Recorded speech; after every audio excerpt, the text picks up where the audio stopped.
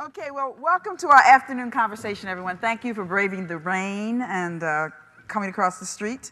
But our conversation in the name of culture, environment, and health security risk will be our conversation this afternoon. I'm Virginia Floyd, folks call me Ginger, and I'm going to serve as your moderator for this session. What you see depends on where you sit. And so this afternoon, our three panelists sit in very different places, each taking a unique road to address the issues of culture and the environment. So I'm going to briefly introduce these three wonderful people to you and ask them to briefly share a synopsis of their work and their vision and their dreams. And then we'll ask you to join in the conversation with questions and comments. We have to remember our time constraints. Someone's coming into this room after us. But hopefully we'll each learn and grow through the interaction. So allow me to introduce you to these three folks. David, who's next to me, is an executive director of the Aspen Institute Energy and Environmental Program, which includes the Cato Fellowship Program, the Aspen Environment Forum, the Aspen Energy Policy Forum, and the Aspen Commission on Arctic Climate Change. A very busy portfolio. Okay?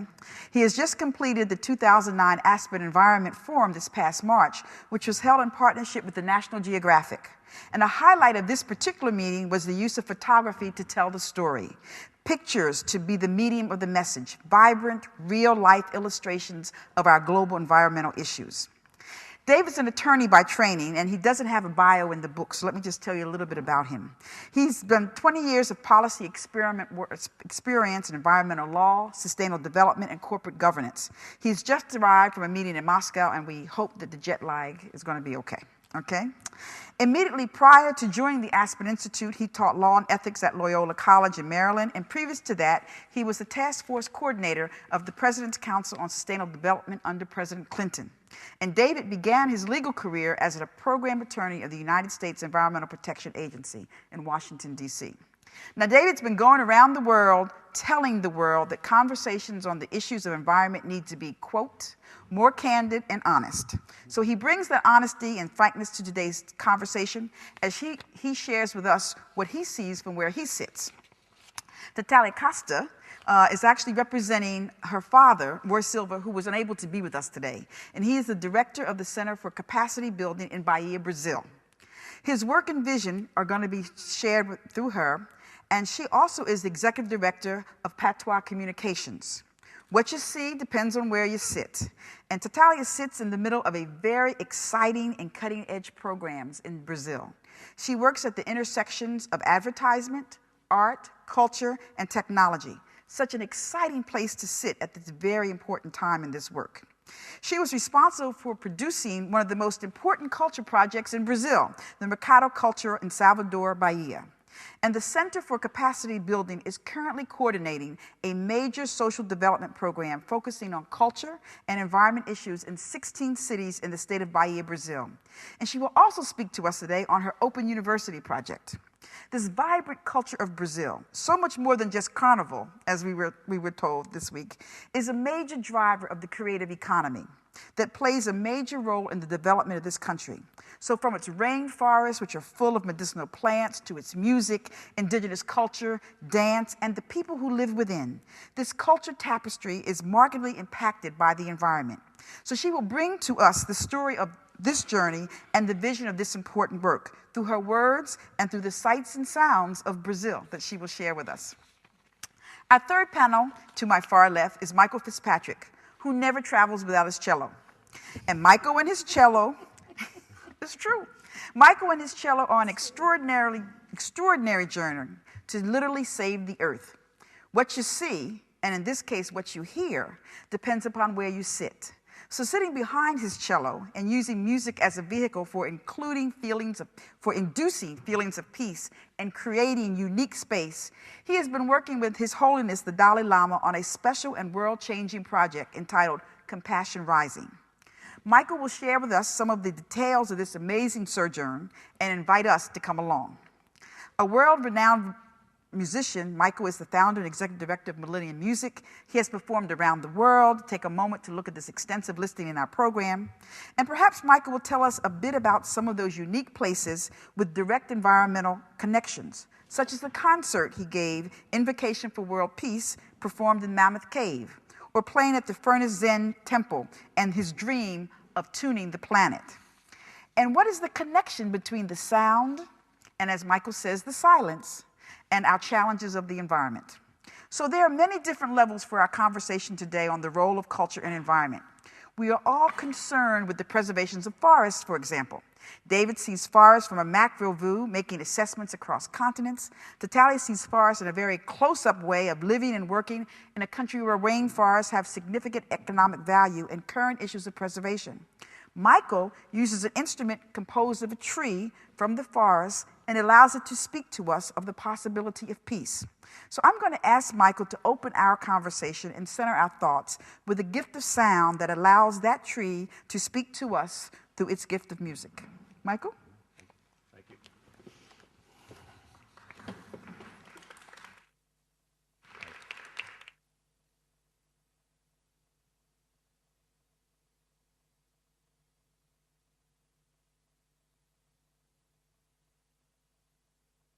That Johann Sebastian Bach wrote 250 years ago that has sort of arced through time, spiraled through the centuries, and in many ways, like the rings of a tree, it keeps evolving as our consciousness on the planet keeps evolving. I don't know how many were here to see the Casals film, the opening evening, but Casals brought a very earthy, deep, so almost rustic feel to it. And but that was the 1950s version, so we've come along another 60 some odd years, and it's fascinating just from an interior space to hear how the music changes and how it will change this space.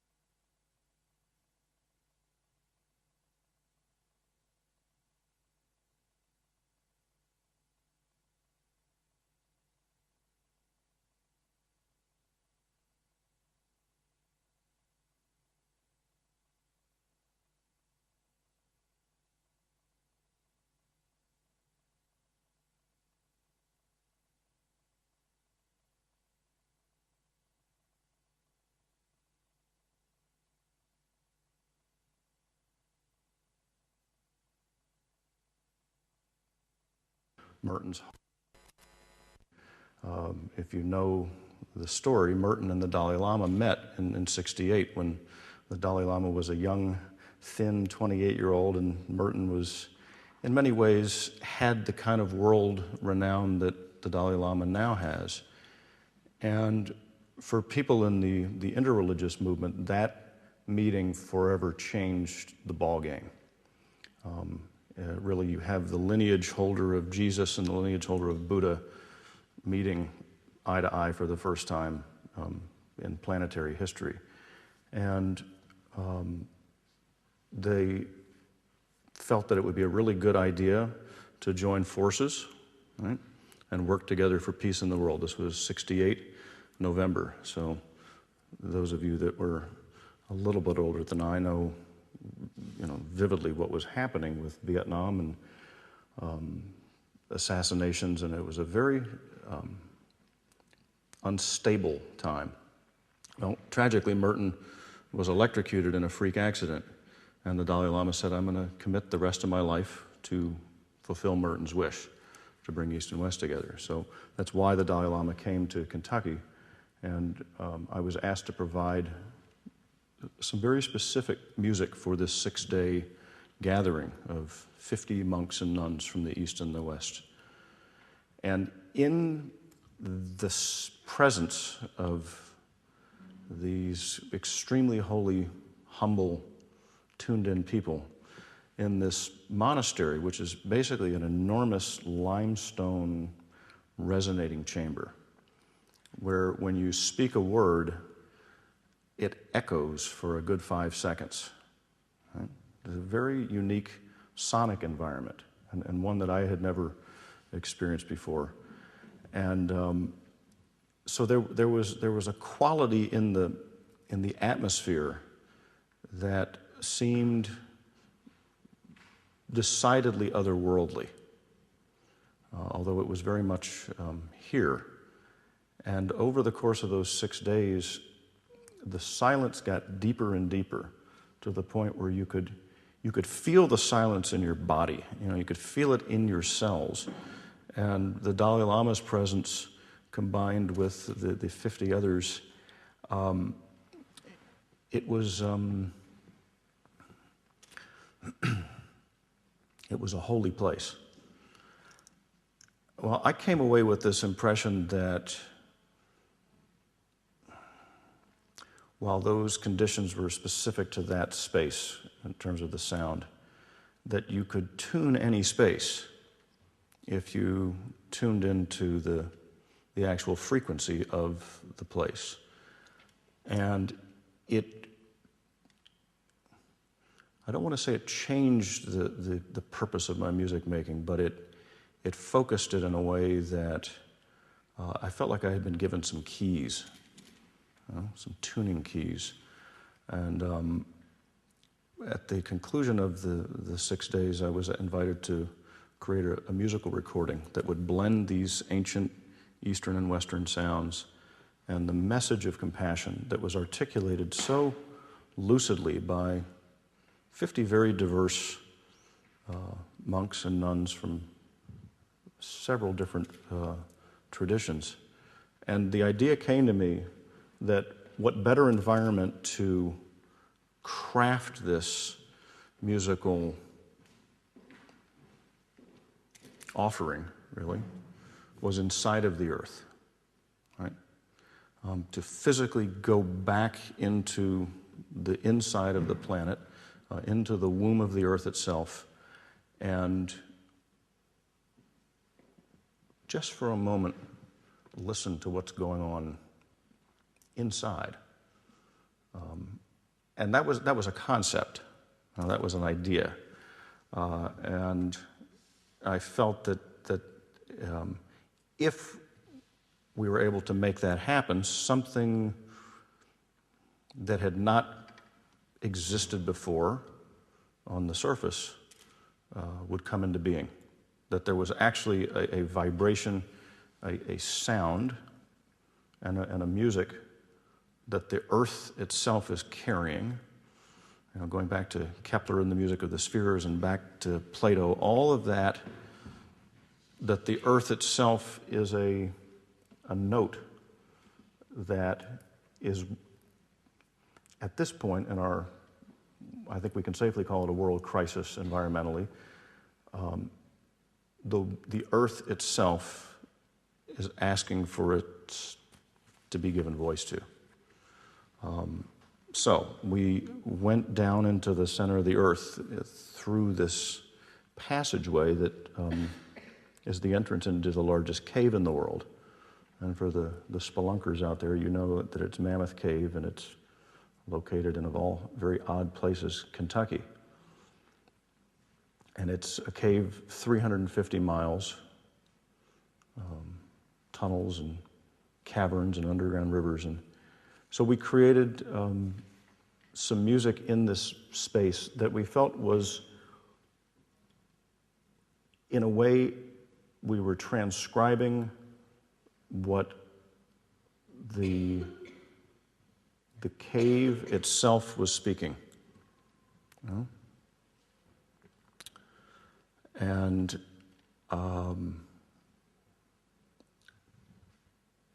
by the time we came back up to the surface, there was a very clear sense of everything from our perspective, and that was the only perspective available at that moment. Things were very different. You know, we felt that as a result of listening to the earth and putting those sounds back in there, that on a very subtle vibrational level, those sounds had affected the nervous system of the planet. We were in a very heightened state of awareness, you know? And so that's sort of the prelude that I can offer up in terms of the environment of sound itself and the environment of sensing places and ultimately sensing each other, right? Because that's what we're doing all the time. And the music obviously is this vehicle that can change the channel. It can unlock the valves that we sort of seal off to deal with, at times, the cacophony and the bombardment of noise that comes at us, particularly in the major city life. So that's just my first sort of offering in terms of the potential for intentional sound to change a space like this, or any space. Mm-hmm. Yeah. Thank you. Thank you. David speaks to us often, Michael speaks to us often of the role of what one person can do in terms of this work. We're going to move now to hear some of the sounds of Brazil and to have Tadeu talk to us about her work there and her father's work and the Sorbonne University. Well, I'd like to start my speech with something that Michael just said, if he allows me, which is just for a moment, listen to what's going on inside. And I think that's the main point of the Open University. The Open University is an environmental and cultural project who's being developed in Brazil. And what else is inside our souls if it's not nature and environment? I think that's the main point here. And I believe that Brazil has a huge responsibility with environment and ecology, because we have the biggest rainforest in the world and probably the main diversity of plants, trees, and animals in the whole world too. So it's our responsibility to take care of it. It's our main responsibility, I would say that, because it's inside our territory, which doesn't mean that the rest of the world can't do anything for that. And in the last 15 years, the Brazilian government has been trying to establish concrete strategies to counteract poverty in the whole country and its causes and consequences. And for this reason, it's impossible to think of preservation of natural resource and the environment itself, apart from social issues and specifically local development. And one point is that poverty brings us an inequality of opportunities that usually transforms the relationship with the nature into a predatory relationship. And how can we say that it's not correct, considering the situation of those populations inside these areas? How can you tell everyone that it's not allowed to cut a tree if they are going to receive money for that, if this person is dying of hunger? So, these populations who live in poverty see as a main alternative for economic improvement these predatory relations with the nature resource they have around. And that's the purpose of the open university that we are developing in Brazil. I mean, the purpose is to work with this predatory relationship in a different way. Is to use culture, environment, and education to transform this relationship into a healthy relationship. So this project that's being developed initially in Bahia, not in Salvador, but in the southwest of Bahia, is to bring together all the experience of those populations who live in this region and also the nature resource to construct something new and something useful and sustainable for these people. To make it possible not only to preserve the environment, but also to create a possibility of social and economical development. So the Open University, as it says in its name, it's open because people are allowed to bring their own experience, knowledge, and practice, and also to develop their own projects if they want to. We call it university, but we don't have any kind of test to get into.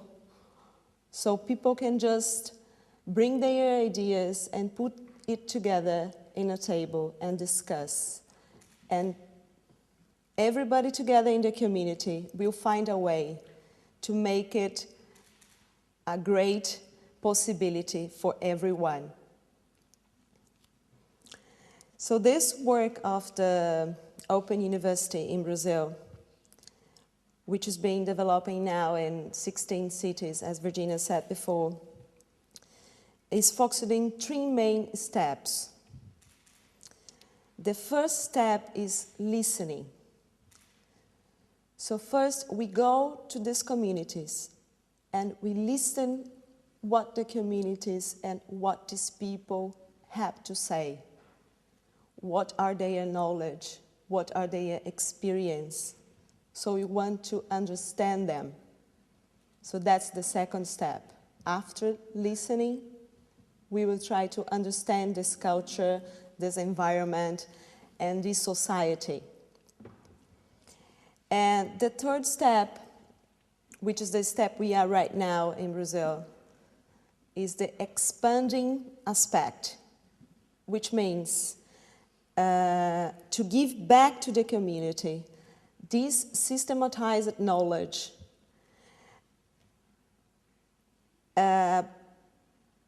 pictured in some products, which will depend on each community. In this case specifically, in this community that we are working now in Brazil, we have some products that we are working on. One of the products is a museum, an interactive museum, when people will learn about the culture of the region, when people will listen the stories of the region, when people can see pictures of the nature of the region, and where people can listen the sounds of the region. So I bet you are a little bit tired of listening a lot, and especially after lunch. So I'll give you some movement. And I'll show you some aspects of this project here. And then you can see some pictures and hear some sounds of the region. Unfortunately, it's in Portuguese, but for those who speak Spanish, I believe you will understand some things, but the text here is not the important thing. The important thing are the images and the sounds that you can hear. So here we have some birds of the region. We researched a lot. We researched about all the animals, all the plants, all the trees, not only about the culture and the people, but also about the ecology of the region. And we have now a catalog of all the animals and plants that you can find in this region. And some of those animals, like this bird that you are hearing right now, it's disappearing in the region. So it's important to have this information somewhere for the future, because unfortunately we don't know if we are going to see this bird again or not. So we have a lot of sounds and birds that you can see. Pode colocar outro.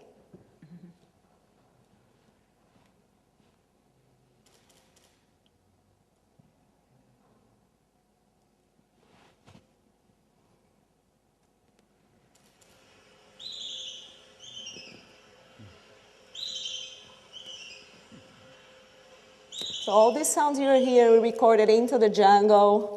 It was very difficult to find all those birds. We had to stay hours and hours waiting for them. Yeah, it was tough.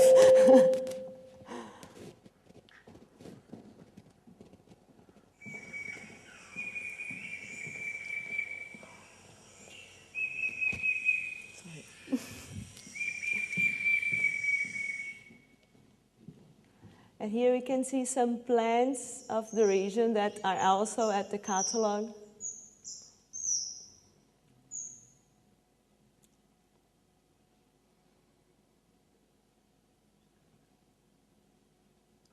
Those are the main trees we can find in the region and also are disappearing because of the predatory relationship that the society, the people, the community has with the environment.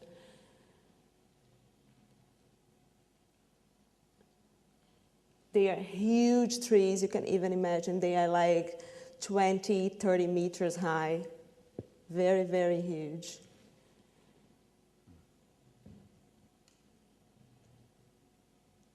Vamos para a parte do artesanato?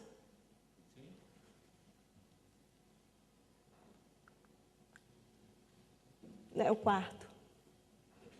Depois a gente volta para o terceiro.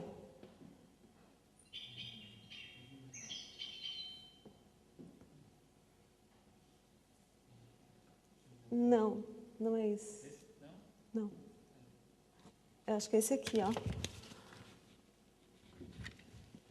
É o 5. Isso. Isso. So here you can see some handmade products from the communities of the region.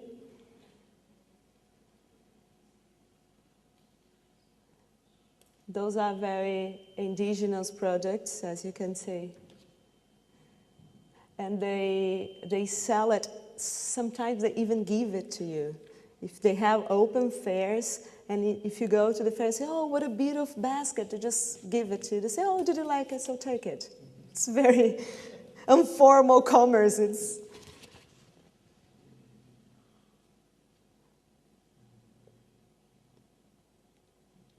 a religião. Lá, voltando lá para Construindo Artes e Ofícios, na parte de festejos religiosos. Festejando vida e trabalho. Não, festejando vida e trabalho. Isso. Dia de Reis. Dia de Reis? Não. Não. Isso.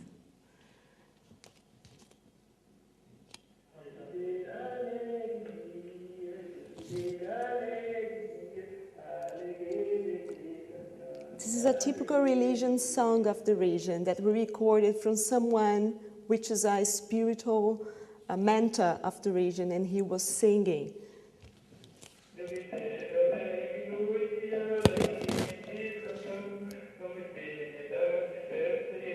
This is a mix between Catholic and indigenous culture.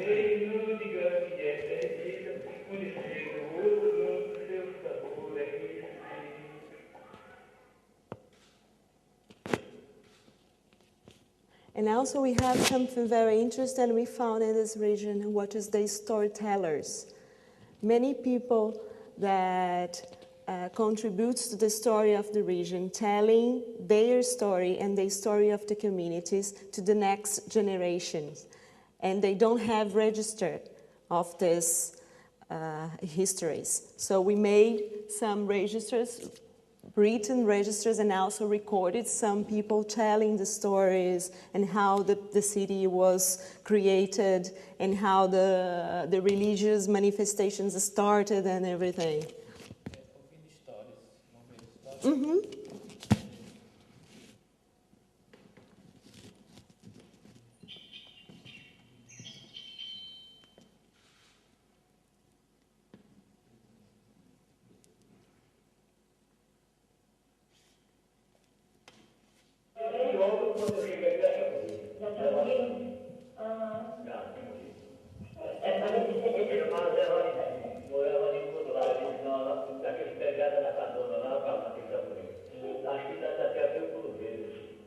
He's telling the story about how the city appeared in the middle of the valley.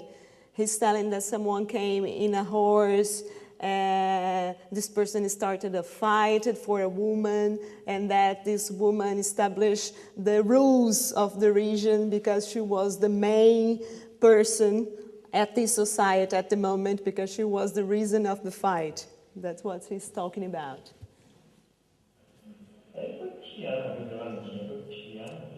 So it's another story. So we recorded many stories of those people in the region.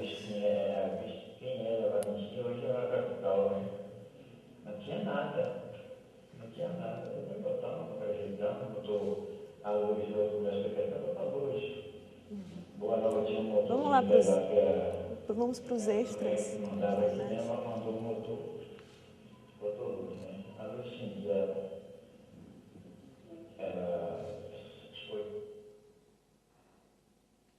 So I don't know if many of you know Via Magia, but Via Magia, it's a cultural institute, but it's also a school for children. So it has a education commitment, a very serious education commitment. So that's why this material is very educational. So we have here, no extras, por favor.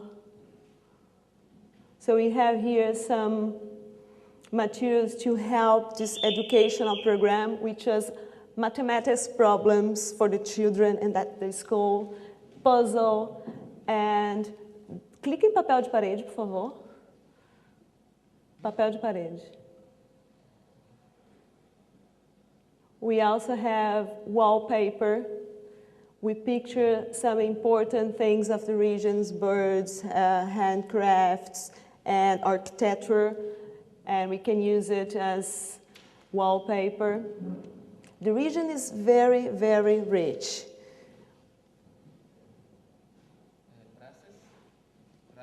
Let's see.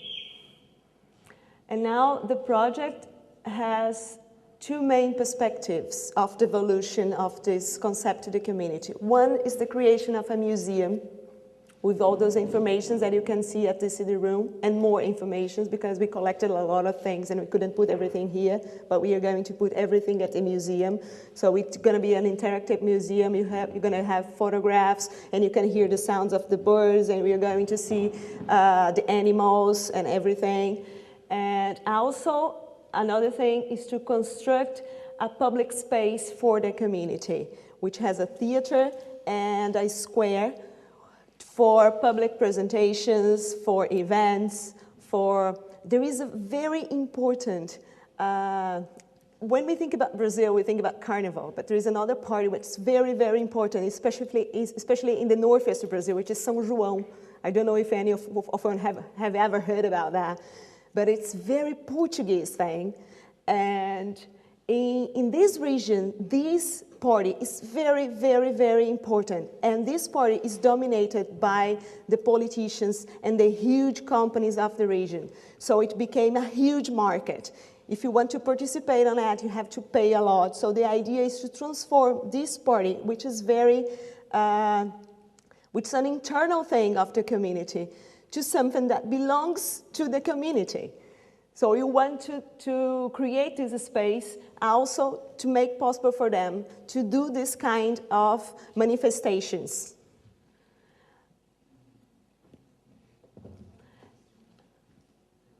So I want to show you just some images of the region so you can have an idea of what we are talking about. Se a gente puder ir para aquela parte das cachoeiras e tal, dos rios, que eu acho que é no número 3, no slide 3.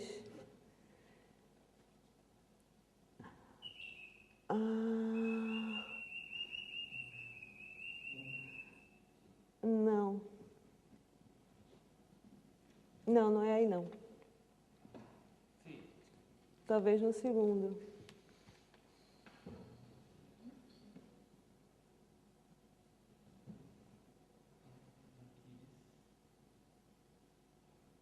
So this is some flowers that we find in the region. This is orchids.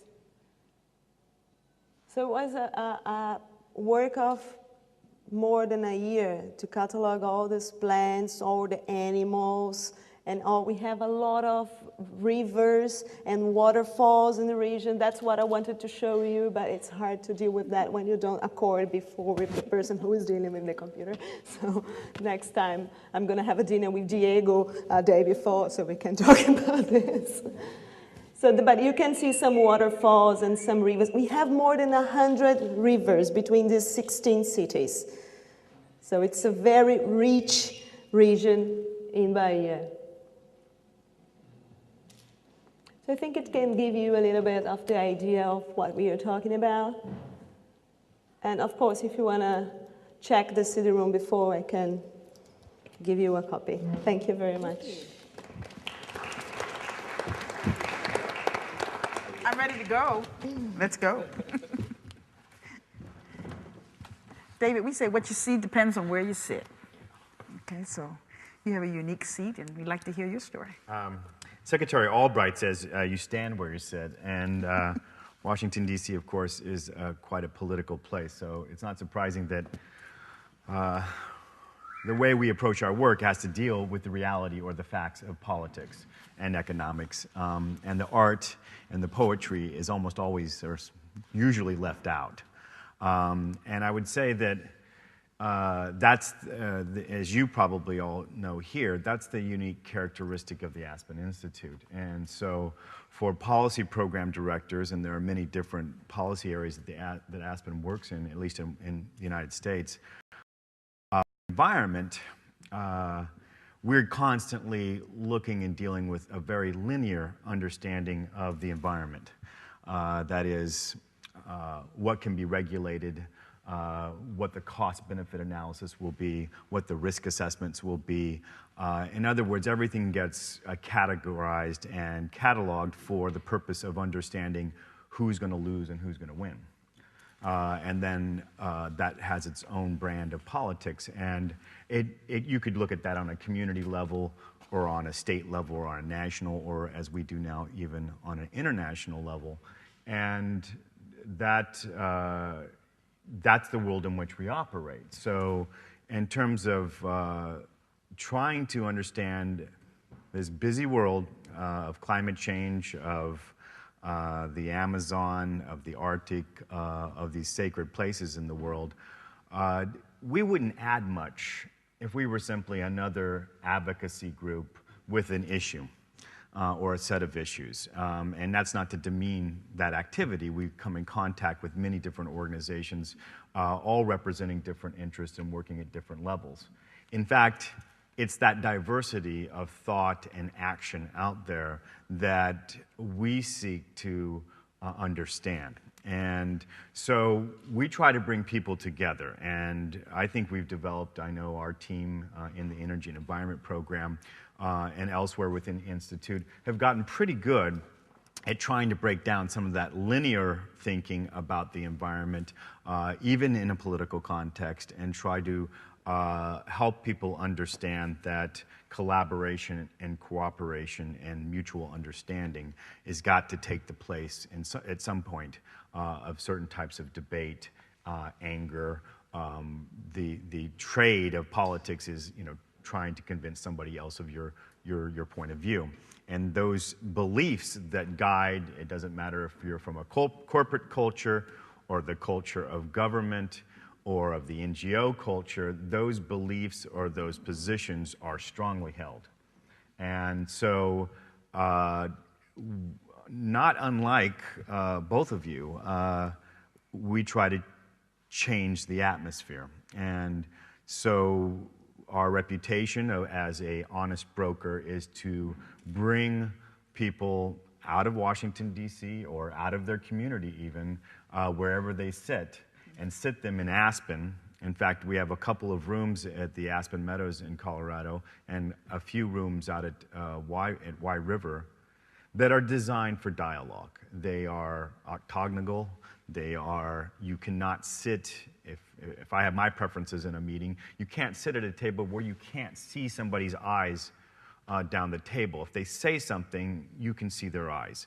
And it's a very conducive atmosphere. The acoustics are conducive to discussion, to conversation, not speaking into microphones, not lecturing, not tutorials, not expertise, but conversation. And that sounds like a normal enough thing that many people or many organizations do that. Art it is. We try to raise it to a little bit of a craft, and at least in the Energy and Environment Program, we call that intentional dialogue. And in fact, we go a little bit farther. We call it values-based intentional dialogue.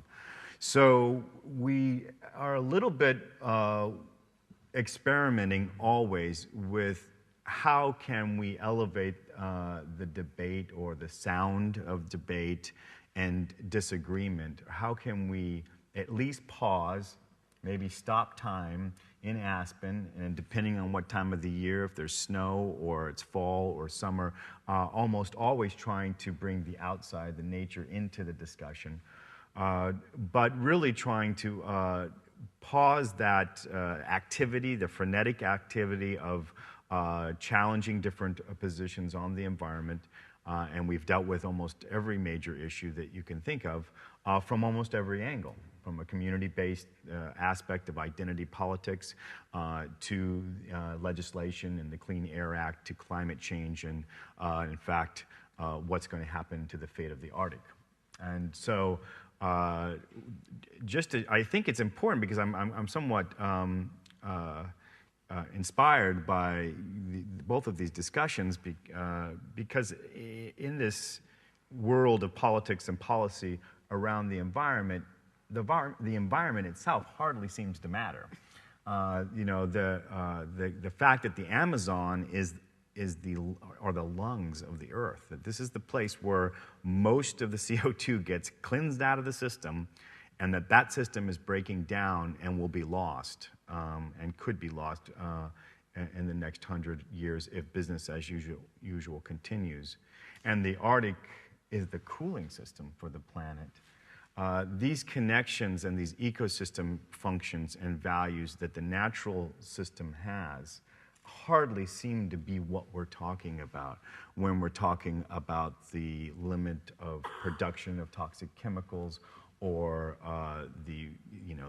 our dependency on certain types of fuels and certain types of materials. So what we've done often is stop the discussion or debate, and in the beginning we start with a reading. It's usually Aristotle or Socrates, sometimes a poem from the East. You can see the frustration in our participants who are eager to make their intervention and state their case. But we try to slow that down and really prestidigitation, try to get them to think in another way and start to listen in another way. Because you all know in the activity, the bureaucracy of decision making, that hardly anyone is listening, and you're sitting there listening to yourself because you're rehearsing what your point is so that you can make it, and you're occasionally listening, so where can you make that intervention? So we talk about that. We talk before we start talking about U.S. water infrastructure and the politics of how you get your water out of the tap, or talking about global environmental governance and why we can't seem to approach the systems, the ecosystems that really provide the health of the planet, why we can't seem to agree that there is a system and that we need built landform and human-made processes that match or mimic the natural functions and the energy systems of the Earth, that perhaps reading some poetry and thinking about some values that we all share, even though everyone in the room has been hand-selected by us to have very different perspectives. We would accomplish very little if we brought everyone in from one side who thought alike. So we often do have government representatives, NGOs, community groups, corporations, and experts, academics, people who have been studying together. And it's not an easy thing to get that discussion started. And we have some rules that we apply to help, not for attribution. If you're in the meeting, in the discussion, you want to say something very strongly and even get up on your stump a little bit, we're not going to quote that. And this goes back to your introductory point. My feeling and my sense of working on environment policy for 20-some years has been that we're not honest with each other. We're not very candid. We're always holding our cards pretty close to the vest, and we're not always saying what we mean. And when you have that diversity of politics in the room and perspective, you almost can bet who's going to say what. If we assemble 25 people to be in a dialogue, I can almost predict what each person's going to say. We're trying to detune the instrument that's at work and retune and possibly create a different sound, a different outcome, because unless we can do that, starting with a small group of people and then migrating or building to a rippling effect to other people, business as usual is going to lead to the deterioration of that Amazon and of that Arctic and other places in the world, the Tibetan Plateau. If the rate at which global warming is occurring, the glaciers that feed the Ganges River, there will not be a Ganges River in some people's lifetimes, possibly. So the scale of problems has always been the same. So the poetry is hardly what we ever get to talk about on the environment. We rarely get to celebrate the environment because, frankly, as an environmentalist, there's alarms, and you want to deal delicately with how you present the facts and the information, because someone's always going to have a different PhD and a different perspective than you, or a business economic scenario. I would say, though, that from doing this, and Aspen's been doing this for 60 years and on the environment for 35 years, that we have raised the expectation of the need for collaboration and cooperation. It's the conventional wisdom, I think, often is that negotiation or cooperation is the position of weak actors. That when you agree, you've somehow abandoned your heartfelt belief and are now compromising. But in fact, it is that center that has to be vital and has to be heard. That's what comes to mind as you talk about these spaces and how we go about our business. If it were all linear all the time, I wouldn't be that interested in. In fact, it pretty much grinds down. Most of the issues grind down to a piece of legislation and people fighting about it or a principle. We're going to, in the next 2 or 3 months, see the world come together for the first time to try to come to agreement in an area that affects everyone. And you every day in the news, you hear a different position, a different question. Are we really going to have an agreement on climate change beyond Kyoto, beyond 2012? Kyoto ends in 2012. The agreements that we've had in place are not committed to by all countries or working the way they need to be. And this was anticipated in the very beginning. But the politics, the commercialism, the way we talk about this type of international agreement is all going to get tested. It's going to get tested pretty hard. And we'll be lucky to have a plan coming out of Copenhagen going forward that might bring us to that level of agreement. And of course, different countries have to deal with that individually at different levels. We're dealing with aspects of that discussion in Aspen, in dialogue, and trying to understand what value we can bring to that discussion as well. Wow, a lot of hard work, and I understand you're starting next week at the UN General Assembly on. That's right. I have lots of questions I'd love to ask them, but I promised to share them with you. So we could take just a few minutes for maybe 2 or 3 questions to keep us on schedule. Yes, sir. Would you like? Can you go to a microphone? Thank you. Tell us who you are and.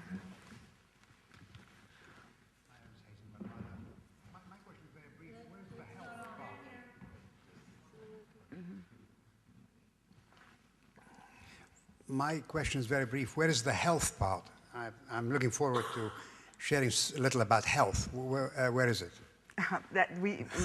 A good question, but we believe, and I can maybe let Michael address this, that part of this centering and this oneness of the soul really speaks to one's individual health and bringing the health to the community.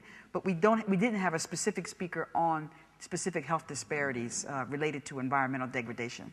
But do you want to speak to the silence of your soul and the health of people? Sure. I mean, you know, as a musician, everything to me comes down to musical relationships, and health. The health of our. I like to think of the planet right now as, well, in 2 ways. One, that it's in need of tuning, and that we are the ones that need to tune it.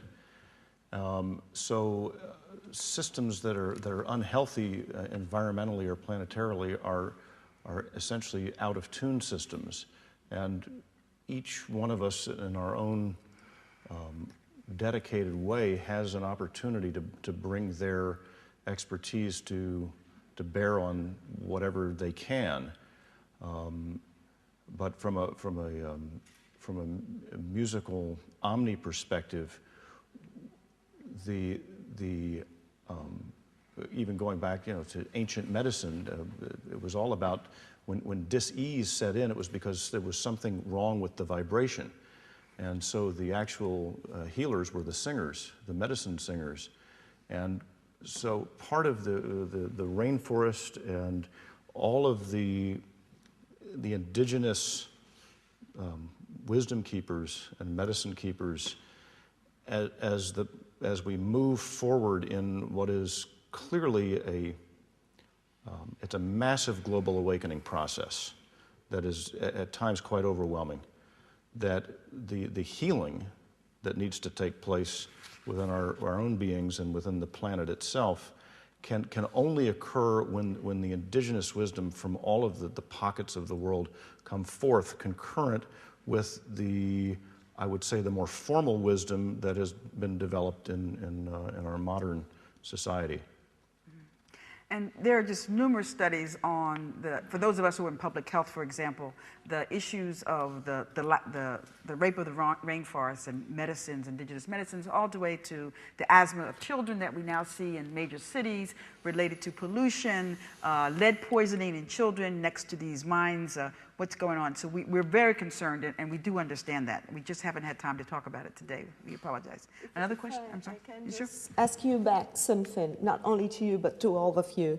When I saw the program, I also asked myself that, because I knew Michael, I didn't know David, but I saw his profile, and I was wondering the same thing. Well, what's the health part? Where is that?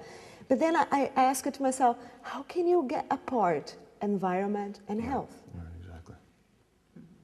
So that's No, I would just add that, there are many indicators of health, and I'm sure in this room we all have perspectives on which ones are the most important or have priority. One indicator that's clear to us is that in 1992 at Rio, the World Summit on Sustainable Development came together to create Agenda 21 to say there are things we need to do to change how we're living. And part of that message was sustainable development, the ability to meet our own needs now without jeopardizing the ability of future generations to meet their needs.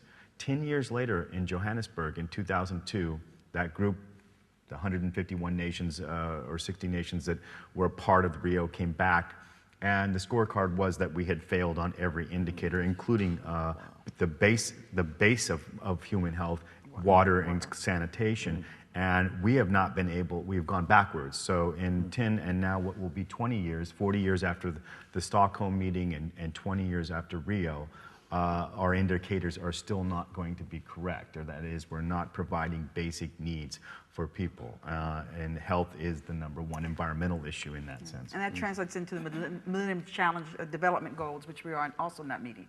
Madam? My name's Pamela Auchincloss. I run a global organization that works with visual artists around the world. And I this morning just returned from India, or just came from India, so we can be jet lagged together. Clearly in India, that's a country where there's a lot of environmental issues, and a number of the artists that I work with use their art as the platform for advocacy and activism. In particular, one artist that I spent some time with in Delhi just the other day was showing me a small catalog he did on the near extinction of a species of vultures that was eating carrion of water buffaloes and cows that had been, no, not cows, but animals that had been sedated with a pain medicine to increase the production of milk production among these animals. Now, the vultures eating the carrion then subsequently have died. So his platform was a public art venue or a festival in Delhi where he presented large billboard-size images of vultures throughout northern Africa, India rather, and then of course subsequently images of their demise. This all came down to economics, obviously. In order to improve the milk production of these animals, they were administered this drug. But the implications of that beyond the cow or the water buffalo was never fully realized, clearly. It seems to me, David, and a number of you might also address this as well, that if we can't address the economic issue around environmental, the degradation of the environment, then we're not addressing what's driving the degradation of it, because the rainforests and so forth are often the products of environmental interests.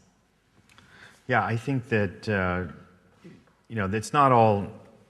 There's a lot of doom and gloom being in where I sit, and we try to think about what are the positive things that are working and try to replicate them more widely. Clearly, one of the psychologies, one of the philosophies out there is social entrepreneur approach, and that unless people's economic needs are being met, they are not going to be able to make environment or environmental degradation their priority. And in fact, they're pitted against one another quite often.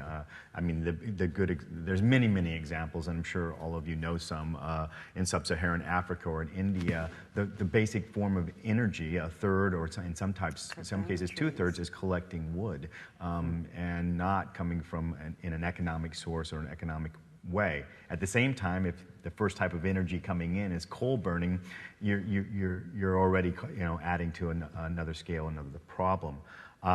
It is these balances between economic and environment. I think it is also, though, the human relationship and philosophy about the environment and about our economic well-being.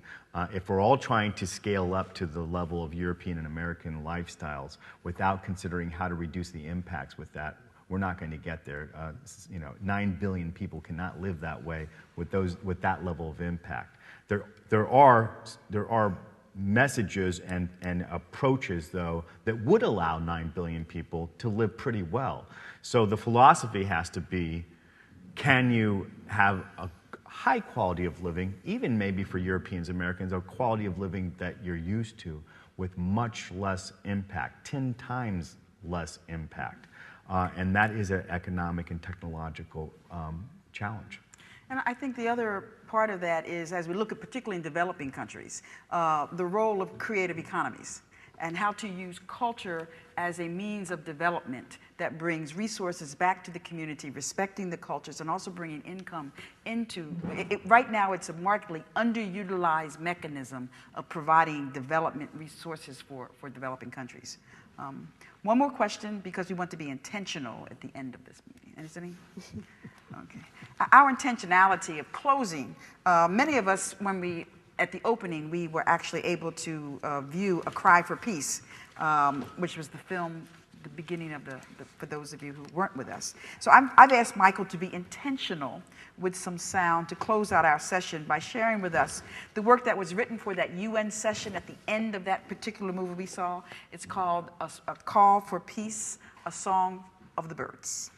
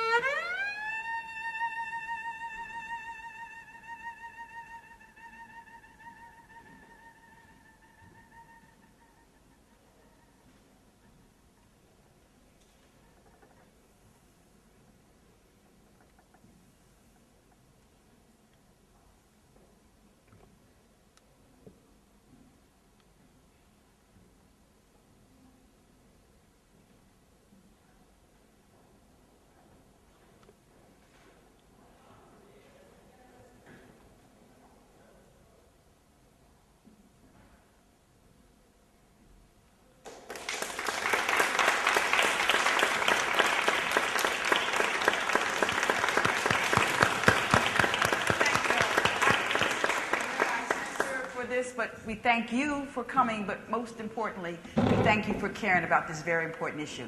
Enjoy the rest of the conference.